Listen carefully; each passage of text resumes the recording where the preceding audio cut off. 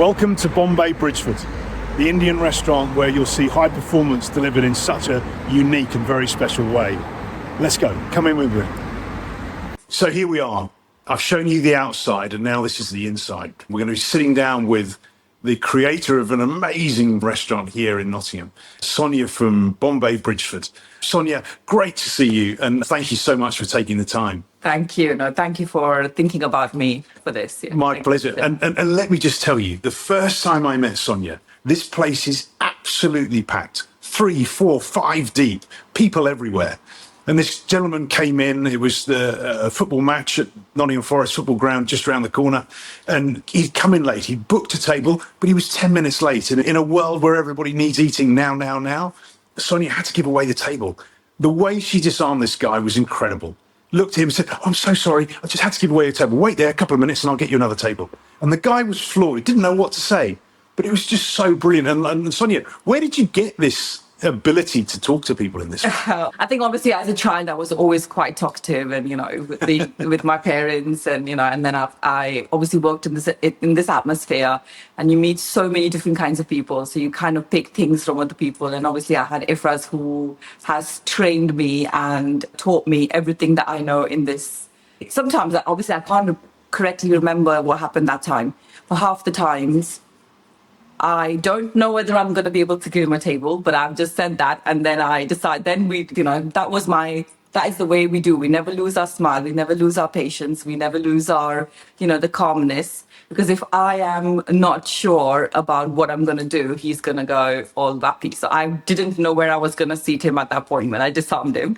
But I thought, let's see what we could do for him. But that's brilliant, isn't it? You think about in all the situations we get thrown into, and keeping your calm and your smile is half the battle. Yeah, it is. I think that's the key, which I've learned over the years, that if I look stressed, then that's it. But if I keep it calm, doesn't matter what I'm going through in my head. Inside, I'm thinking, okay, what am I going to do?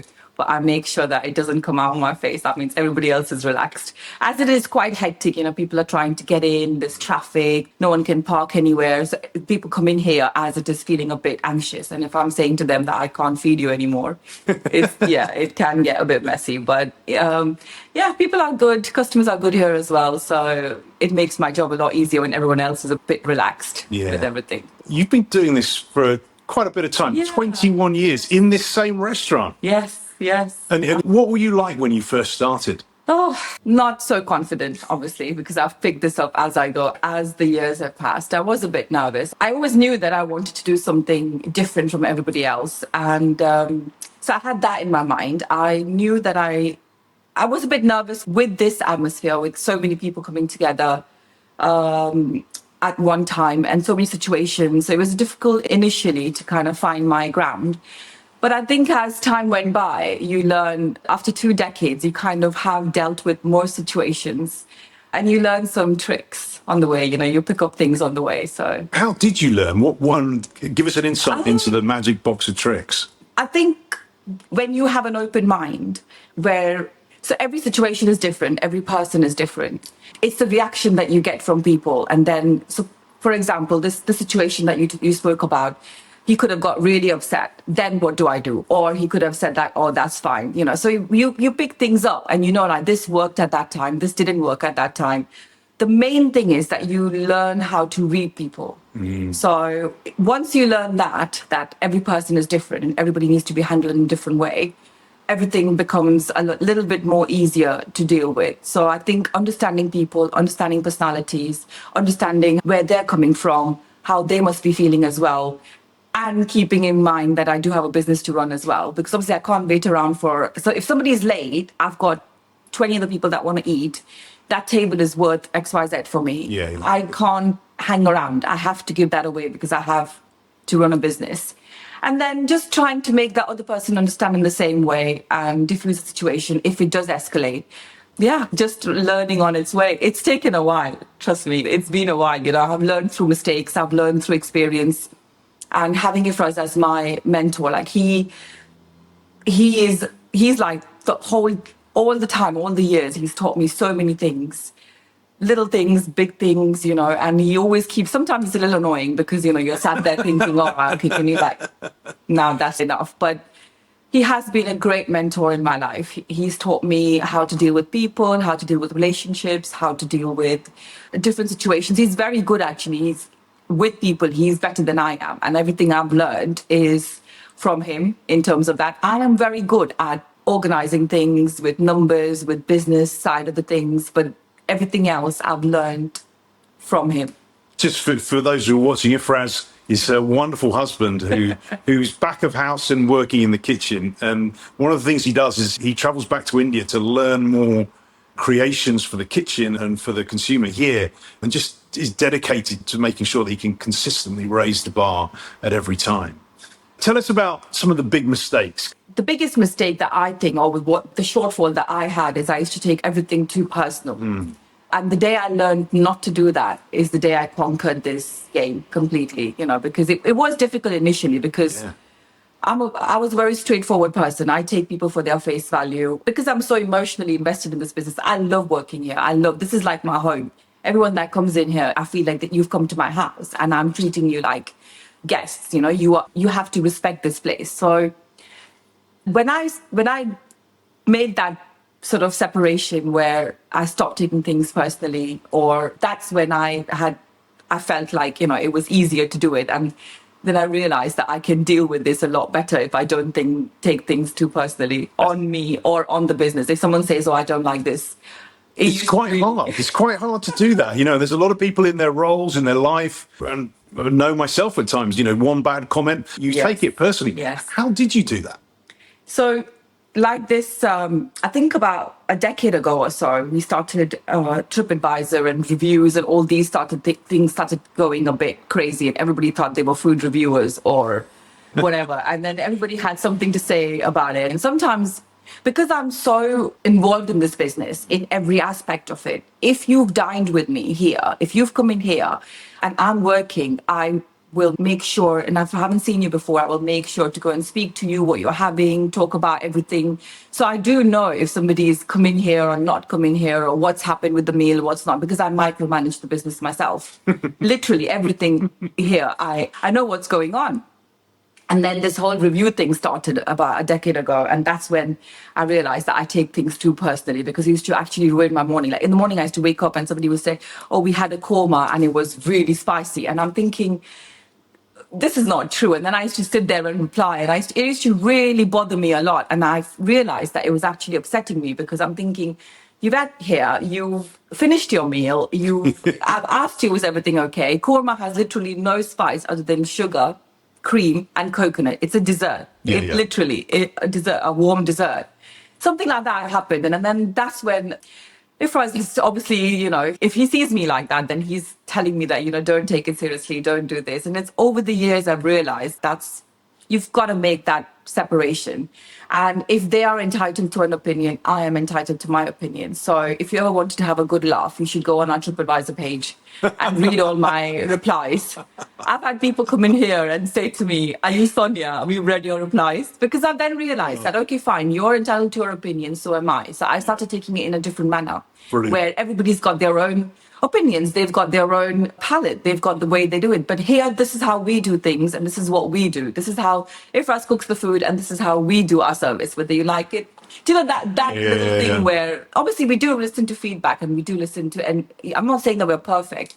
And if somebody's giving me constructive feedback, I will take it on board, and I do take it on board, and we do make amendments, and we do, and that's how you learn. Because if you're arrogant and if you think I know it all, you can't last in this business. Well, the fact that Ifraz goes back to India and wants to learn new techniques and flavours and concoctions. Surprisingly, he's actually he's born here. He's third generation born in England. He's from Watford. He was born in London. Obviously, he's Asian. He's Indian. He's Kashmiri, from Kashmir. And he looks Indian. But when I met him, I used to always say this to him, that I says, you only look Indian. There's nothing Indian about you. Because there was a lot, when you're here, you pick up things. It's different. And we used to always have these little funny discussions about the dishes or anything. And then he used to say to me that, oh, I'm a vegetarian, by the way. So he used to always say to me, you're a vegetarian, what do you know?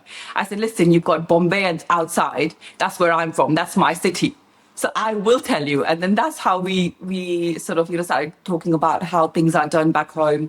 Then obviously taking him back to India. And he always says, even now, he's so humble with everything that he does. He never takes credit for anything. Well, when I met him, I was blown away by his humility. Yeah. Yeah, he is the creator of this restaurant. I am just the front. And he is so humble. He will never take credit. He always learns. He takes criticism really well, better than I do. And he will listen, he will follow. You've got to have that kind of personality if you want to run the business for this long. He instantly, I get angry very quickly, so he will instantly calm me down as well. I know it doesn't sound right, does it? But that's the inner truth, He is my mentor and he has trained me. And with two really kind of key figures in the business, yourself and your husband. Yeah. How do you build the team? Because there's lots of people who kind of want to work in here, but how do you instill that level of magic that both of you possess? The kitchen team is actually pretty set. It's a skilled profession to have. It's a career-oriented job. So you have to be passionate about cooking if you want to cook. It shows in your food. Yeah. So the kitchen team I feel, is a lot more settled and a lot more steady than the front of house, because front of house is something that we do attract a lot of students or somebody who just has some free time and they want to pick up things. Yeah. So the kitchen, I feel, is fine. We've got staff members that have been working here for years. I feel that train is a bit it's on its track and it's the front that sometimes we do struggle with. And when I interview for my front of house, I don't look at experience. I don't look at anything apart from one thing, is their personality, whether they're smiling, whether they're nice, whether they're polite. Yeah. Because I can teach them how to set a table or how to pour a pint, but I can't teach them to be nice. So it's that mindset behavior piece rather than the skills bit. I don't mind if somebody comes to me and says, I'm 15, 16, I've never worked, but I am really willing to work, and they've got a nice demeanor about them. They've got a nice personality to them. They're smiling, they're making eye contact, hired. But if someone comes to me and says to me, I've got 10 years experience, I'm this, that, but I've got attitude, or, then I know that is going to rub off on our customers. Yeah, too right. I will always choose somebody who is like me, I think. Yeah, well, that's a wonderful thing. And, and you've been through everything and you've been in this business for a long time. What's your advice to people at home who's sort of watching this about being inspired and to sort of raise the bar and keep doing really amazing things? I think the main key thing is, it's a saying that you read everywhere, is that if you do something you love, it doesn't feel like a job, and you have to find your passion. Yeah. Otherwise, move on. Because if you're not happy, it's going to reflect on your business. It's going to reflect on your work. Yes. And everybody's going to see it. Yeah. I've gone through different career choices until I found what I really enjoy. And even now, absolutely love this. I love it. It's 24/7, it's full on, it's stressful, but I don't think I would be anywhere else than here. And it doesn't matter how long it takes for you to find what you love, you have to wait until that comes. And the day you find it, it's just, you're going to be successful in it, full stop, because you're passionate. Yeah. Yeah. Well, I think that, yes. Any final words that you'd like to share with anybody about just the things to look for in life and just keeping that passion alive? I think anything that you do has to be also ethically done, I feel. Although we run a business, we run it very ethically. We always do the right thing wherever we can. And I think the universe will always give it back to you. If you are clean in your heart and you are running the business ethically, I think that's, for me anyway, I feel like that this is what's helped us over the years. And always willing to learn, always keep your mind open. And if somebody gives us feedback, even if it's a staff member who's just started and they say to me, why don't we do it like that? Keep your mind open to that. Don't think that, oh, I've done it for so many years, so I know it better. Yeah. So always learn, always evolve, never become stagnant. And I think these are the keys to a successful business. I think that's very true. Well, as we've just heard there, thank you, Sonia, for being with us today. Just the passion that Sonia exudes in everything she does, her smile, willingness to learn and be open is reflected in the success of this amazing restaurant. So remember, when you go about your daily lives, really go and search out the passion, because you'll never work a day in your life because it's driven from here. And remember, be better, do better, demand better. Let's go.